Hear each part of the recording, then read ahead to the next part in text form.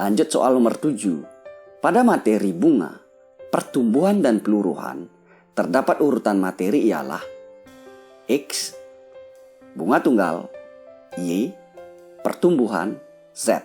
Pengganti X, Y, Z secara berturut-turut untuk melengkapi urutan materi tersebut adalah A. Definisi bunga, bunga majemuk, peluruhan.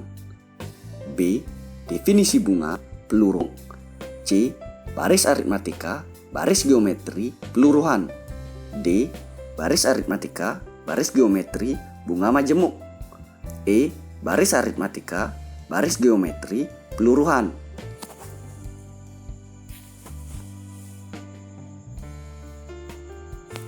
Nah, kita cek jawabannya. Ini sudah jelas sekali sebenarnya. Opsi yang paling tepat adalah opsi A. Nah, jadi ini teman-teman harus ingat urutannya dalam memberikan pembelajaran ke anak.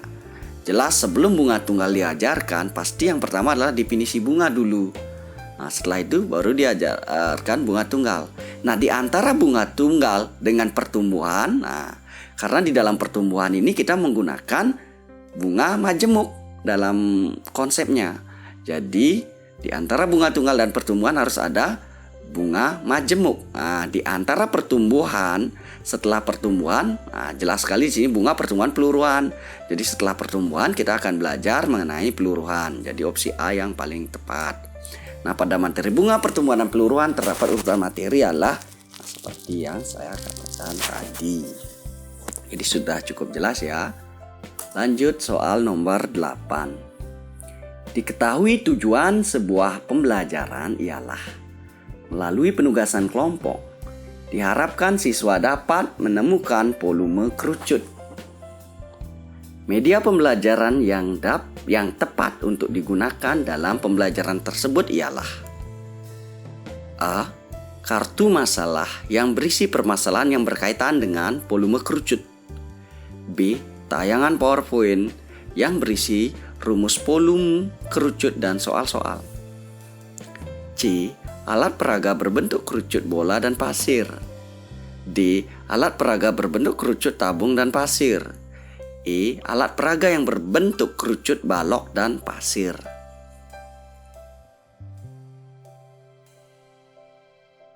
Oke, sudah cukup jelas sekali nih. Mungkin teman-teman guru sudah menjalani ini semua, jadi udah sering. Jadi untuk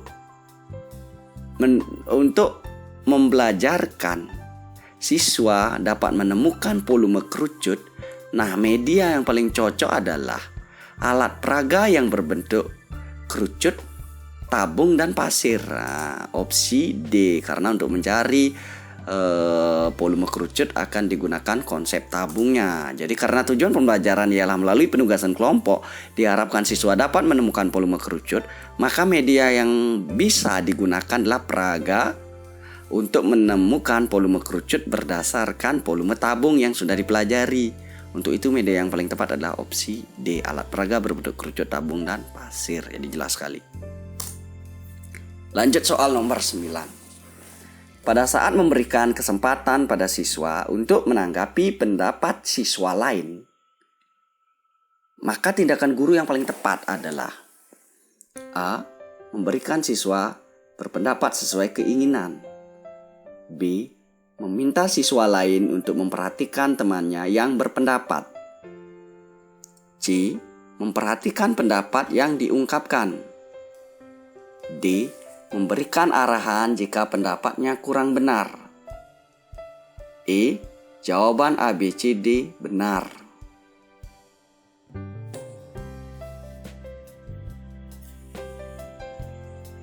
Oke. Jelas sekali di sini. Pada saat memberikan kesempatan pada siswa untuk menanggapi pendapat siswa lain, jadi tindakan guru yang paling tepat dan pertama adalah opsi B, yaitu meminta siswa lain untuk memperhatikan temannya yang berpendapat. Nah, kalau opsi A memberikan siswa berpendapat sesuai keinginannya, nanti tidak sesuai pembelajaran yang kita inginkan. Jadi ini tidak boleh dilakukan. Opsi C, memperhatikan pendapat yang diungkapkan. Nah, ini maksudnya guru ini maksudnya memperhatikan pendapat yang diungkapkan, padahal yang paling tepat sasaran adalah siswa lah yang harusnya memperhatikan temannya berpendapat. Opsi D, memberikan arahan jika pendapatnya kurang benar. Mungkin ini kurang begitu tepat ya.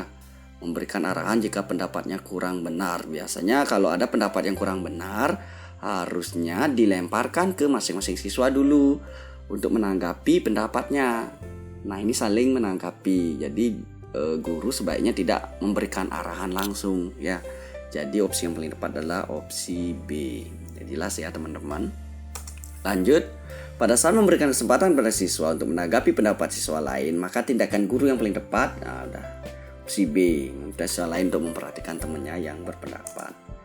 Lanjut soal nomor 10. Ketika kegiatan tanya jawab di kelas, beberapa siswa di kelas Bu Kevi mengidentifikasi bahwa jajar genjang merupakan anggota dari himpunan trapesium.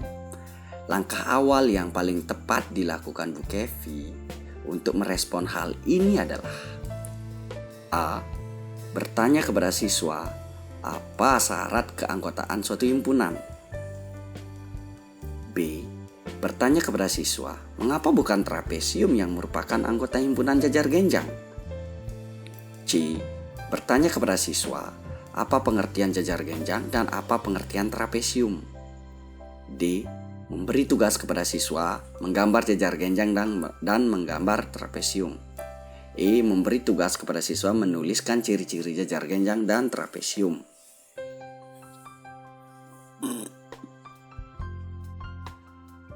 Oke, kita cek jawaban. Yang paling tepat adalah opsi C, yaitu bertanya kepada siswa apa pengertian jajar genjang dan apa pengertian trapesium. Nah, biasanya dengan pengertian ini, siswa bisa mengidentifikasi apakah jajar genjang merupakan himpunan trapesium atau sebaliknya. Seperti itu ya. Jadi beberapa siswa di kelas Bu Kevi mengidentifikasi bahwa jajar genjang merupakan anggota dari himpunan trapesium untuk memberikan scaffolding sesuai dengan kesulitan yang dialami siswa. Maka guru harus mengetahui sumber kesalahan jawaban siswa itu apa. Nah, untuk itu jawaban yang tepat adalah jelas sekali opsi C, bertanya kepada siswa apa pengertian jajar genjang dan apa pengertian trapesium. Nah, agar masalah yang ditimbulkan pendapat yang berbeda di antara siswa itu bisa teratasi lewat pengertian dari kedua bangun ini. Lanjut soal nomor 11. Pada saat siswa berdiskusi tentang banyaknya rusuk pada kubus, kerucut dan tabung, siswa banyak yang berbeda pendapat tentang banyaknya rusuk, tabung, dan kerucut. Setelah dianalisis, kesalahan mereka dikarenakan berbeda dalam memahami konsep rusuk pada bangun ruang tersebut.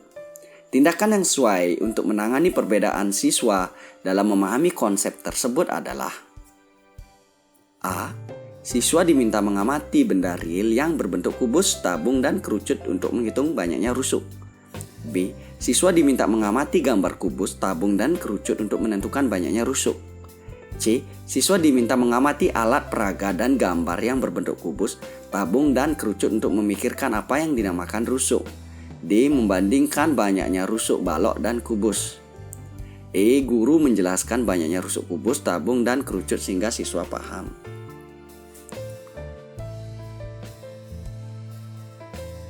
Oke, kita cek jawabannya. Jelas sekali di sini tindakan sesuai dengan penanganan perbedaan siswa dalam memahami konsep tersebut adalah opsi C. Jadi siswa diminta mengamati alat peraga dan gambar yang berbentuk kubus, tabung, dan kerucut untuk memikirkan apa yang dinamakan rusuk. Jadi kalau sekedar gambar aja mungkin tidak cukup untuk menyelesaikan beda pendapat yang ada pada diri siswa. Nah, itu tadi. Makanya perlunya selain gambar yang berbentuk kubus atau benda-benda yang berbentuk kubus, maka perlu juga mengamati alat peraga yang telah disediakan untuk memperjelas apa yang menjadi perbedaan pendapat itu. Jadi jelas ya opsi C. Jadi saat siswa mengalami perbedaan pendapat siswa tentang suatu konsep tertentu, cara menanganinya adalah menutup yang menyebabkan mereka mengalami miskonsepsi. Jadi pengertian rusuk bagi siswa adalah garis yang membatasi dua buah bidang. Jadi jelas di sana. Lanjut soal nomor 12. Kegiatan-kegiatan pembelajaran berikut ini yang dapat memotivasi siswa untuk berprestasi sesuai dengan materi yang sedang dipelajari adalah A. memberikan reward bagi yang berprestasi. B. Menjelaskan cara belajar agar berprestasi. C. Memberikan hukuman bagi yang tidak berprestasi.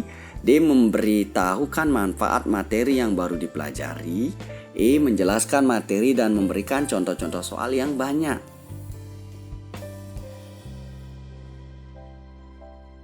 Oke, kita cek jawabannya. Yang paling tepat adalah opsi D, yaitu memberitahu manfaat materi yang baru dipelajari.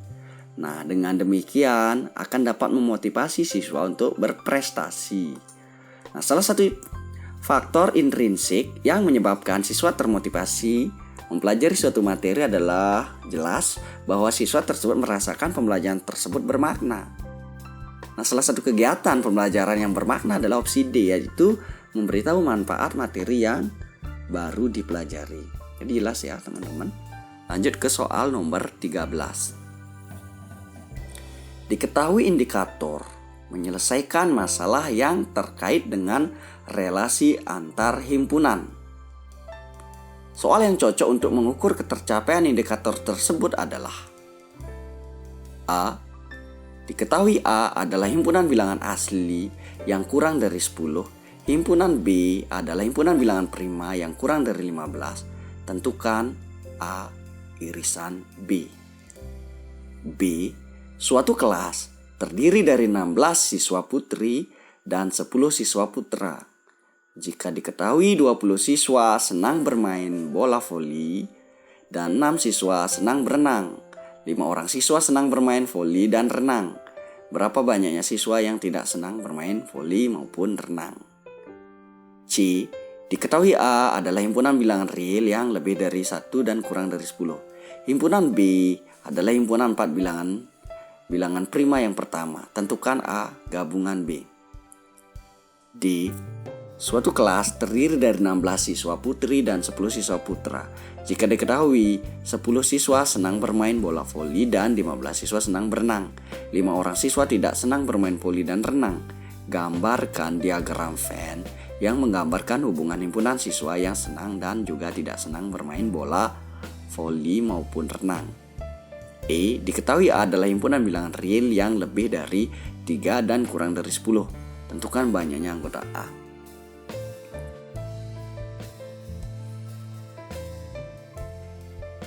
Oke, jadi jelas sekali. Menyelesaikan masalah yang terkait dengan relasi antar himpunan yang paling cocok adalah opsi D, yaitu di sini suatu kelas terdiri dari 16 siswa putri dan 10 siswa putra. Jika diketahui 10 siswa senang bermain bola voli dan 15 siswa senang berenang, 5 orang siswa tidak senang bermain voli dan renang. Nah, yang menjadi kata kunci adalah gambarkan diagram Venn yang menggambarkan hubungan himpunan siswa yang senang dan tidak senang bermain voli maupun renang. Jadi jelas di sana. Nah, relasi antar himpunan menggambarkan posisi dua himpunan itu sama, saling asing maupun berpotongan atau yang satu merupakan bagian dari yang lain. Nah, jawaban selain D itu menanyakan kardinalitas himpunan atau hasil operasi antar himpunan. Jadi jawaban yang benar adalah D. Jadi yang lain itu semua pertanyaannya tentang kardinal ya. Tidak ke hubungan, tidak ke relasinya. Lanjut soal nomor 14.